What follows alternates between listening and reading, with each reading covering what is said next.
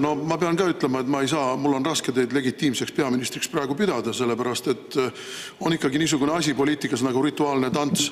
Ja isegi kui asi ei ole võib-olla täiesti ühemõtteliselt põhiseadusega vastuolus, siis on ikkagi traditsioonid ja kombed, millest tuleb kinni pidada. Ja no me näeme, kuidas tänases Euroopa Liidus muidugi kogu see niisugune väärtustel põhinev süsteem lihtsalt laguneb meie silme all. Ja meil on muidugi arenguruumi. Ja meil on arenguruumi, nii nagu Rumeenias. Meil on arenguruumi. Ikkagi keelame ära need, kelle näod ei meeldi. Keelame ühel päeval ära. Ei registreeri valimiskomisjonis. Läheme sama teed nagu Rumeenia ja siis on ju kõik hästi. Siis ei ole enam opositsiooni ja siis on kõik hästi. Ja siis me saame lõpuks ometi valitseda.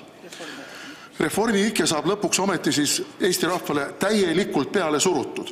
Et no see on järeldus sellest teie jutust. Muidugi tulen veel tagasi ka selle juurde, et kõik need lubadused maksude langetamisest on ju kena jutt, ainult et teil ei ole veel koalitsioonilepingutki. Ja siis te peate tulema ju siia uute eelnõudega, nii et see kõik võtab aega.